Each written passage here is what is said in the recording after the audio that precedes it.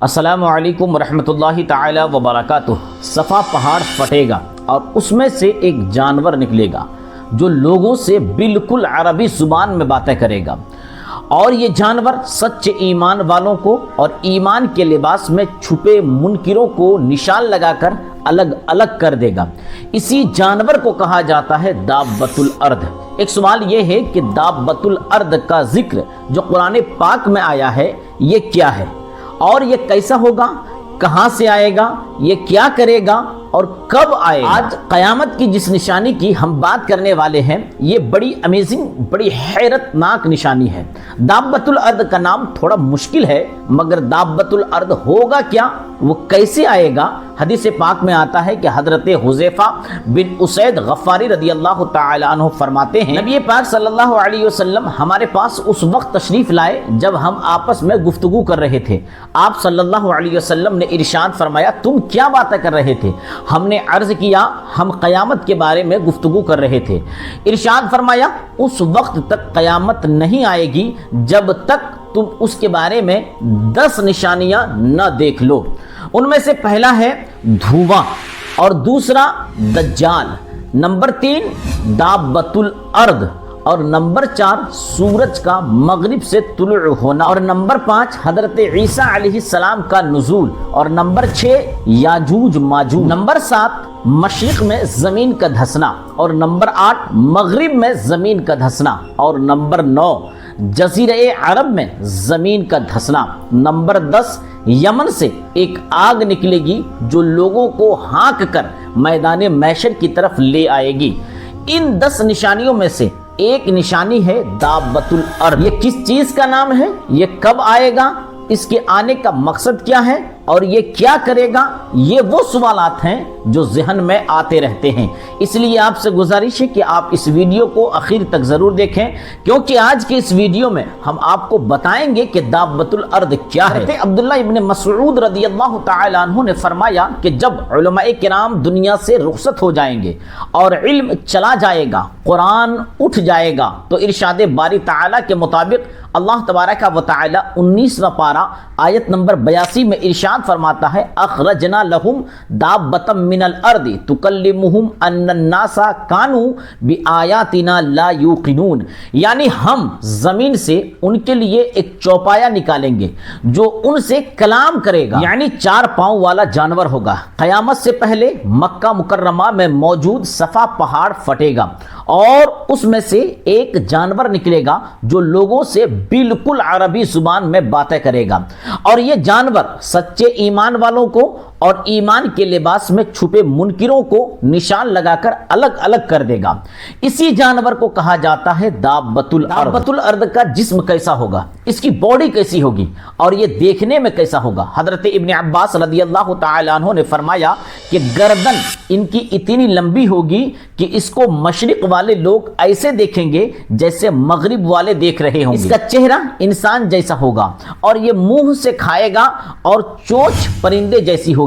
دابۃ الارض بالکل الگ ہی قسم کا جانور ہوگا۔ اس کے 4 پاؤں ہوں گے، اس کے بالوں میں ہر قسم کا رنگ پایا جائے گا، اس کے بال اون والے ہوں گے۔ دابۃ الارض کے دونوں کندھوں کے درمیان کا سفر 3 میل کے سفر کے برابر ہوگا، اور یہ اتنی تیزی سے دوڑے گا کہ اس کو کوئی نہیں پکڑ سکے گا۔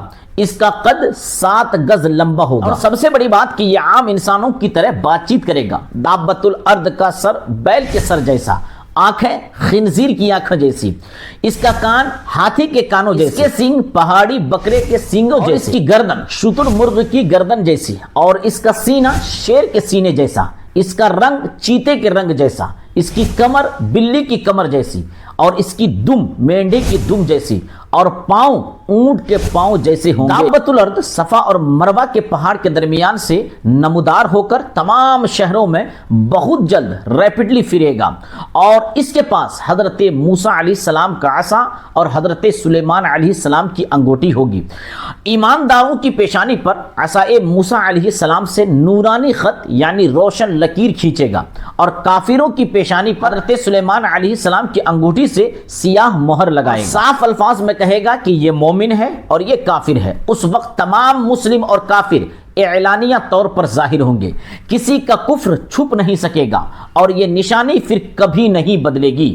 اب جو کافر ہیں وہ ایمان نہ لائے گا اور جو مسلمان ہیں ہمیشہ ایمان پر برقرار رہے گا، کیونکہ اب تو قیامت قریب آ چکی ہوگی۔ اللہ تعالیٰ کی ہر کام میں حکمت ہوتی ہے، یقیناً دابۃ الارض کے نکلنے میں بھی کوئی نہ کوئی حکمت ضرور ہوگی۔ دابۃ الارض کے حوالے سے علماء کرام یہ حکمت بیان فرماتے ہیں کہ شاید دابۃ الارض کے ذریعے یہ دکھلانا مقصود ہوگا کہ جس پیغمبر علیہ السلام کے تم امتی تھے ان کے کہنے سے بھی نہ مانے تھے، آج وہ بات ایک جانور کی زبانی تمہیں ماننی پڑ رہی ہے، مگر یہ بات یاد رہے کہ اس وقت کا ایمان، اس وقت کا ماننا کوئی فائدہ نہ دے گا، کیونکہ یہ نشانی اللہ اور اس کے رسول کو جھٹلانے والوں کی جہالت اور بے وقوفوں کو واضح کرنے کے لیے دی جائے۔ ماننے کا جو وقت تھا وہ گزر گیا۔ اسی طرح قیامت کے دن بھی جب نبی پاک صلی اللہ علیہ وسلم کی شان و شوکت دکھائی جائے گی تو اس وقت بے ایمان لوگ مان جائیں گے کہ ہاں یہی اللہ کے نبی ہیں، یہی ہماری مدد کرنے والے ہیں، اور انہی کی بات سنی جائے گی، مگر اس وقت کا ماننا بھی قبول نہ ہوگا۔ اس لیے تو سرکار اعلیٰ حضرت فرماتے ہیں آج لے ان کی پناہ، آج مدد مانگ ان سے، پھر نہ مانیں گے قیامت میں اگر مان گیا۔ اس کے بعد دابۃ الارض کا جب یہ سرکل ختم ہو جائے گا، وہ مہر لگا دے گا مومنوں کے پیشانیوں پر، ایک روشن نورانی لکیر کھینچ دے گا، اس کے بعد قیامت قائم ہوگی۔ اور بڑی نشانی ظاہر ہوگی، یعنی سورج کا مشرق کے بجائے مغرب سے نکلنا۔ آج کل جو سورج ایسٹ سے نکلتا ہے اور ویسٹ میں یعنی مغرب میں غروب ہوتا ہے، مگر اس دنیا پر ایک ایسا وقت آئے گا کہ یہ سورج ایسٹ کے بجائے ویسٹ سے نکلے گا اور ایسٹ میں یعنی مشرق میں غروب ہوگا، اور اس نشانی کے بعد توبہ کا دروازہ بند ہو جائے گا۔ آج ہم توبہ کر سکتے ہیں، مگر جس دن یہ ہو گیا سورج مغرب سے نکل آیا تو پھر توبہ قبول نہیں کی جائے گی۔